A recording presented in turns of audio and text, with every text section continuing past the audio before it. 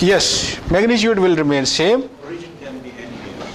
In fact, it is not necessary to be 0. For the complex number, if we define the complex number, then it is a number which is emanating from the origin by its definition, right? However, you can shift that number by increasing the x component and y component. It is called, yes, it is basically translation in x and y both.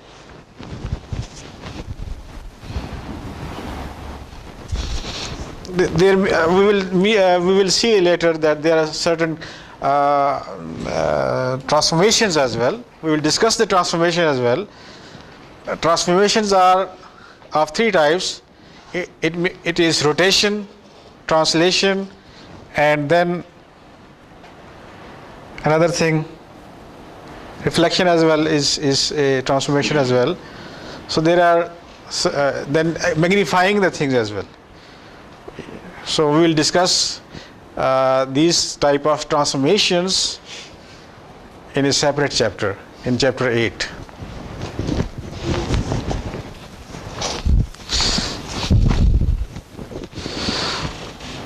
So conjugate is nothing but it's a reflection in x-axis.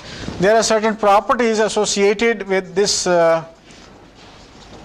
complex conjugate. Complex conjugate are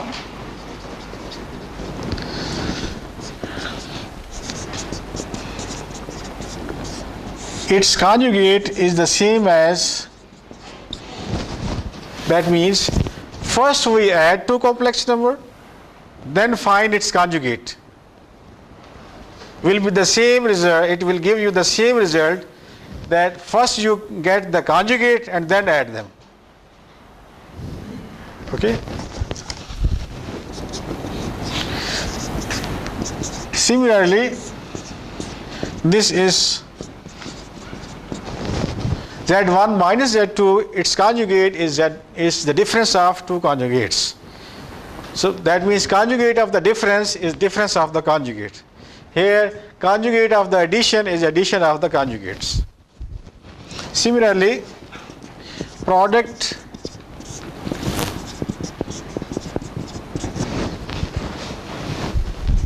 then we have division,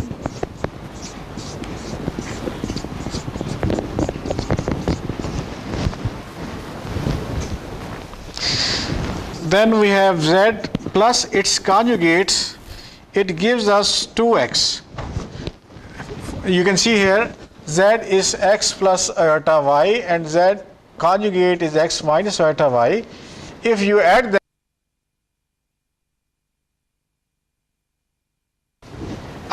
we can write this twice real of Z. It is x is real of Z. So the addition of complex number into its conjugate will give you twice real of Z. Or we can write real of Z. This also shows real of Z can be written as Z plus Z conjugate over 2. So we will. This is a good result. We will use this at a later stage. Similarly, Z minus Z conjugate, you can just subtract this. It is 2 iota y. This is 2 iota y. So it is 2 iota y, or we can write it as 2 iota into imaginary of Z. Y is considered to be imaginary of Z. So 2 iota times imaginary of Z, or we can write this imaginary of Z is Z minus Z conjugate over 2 iota.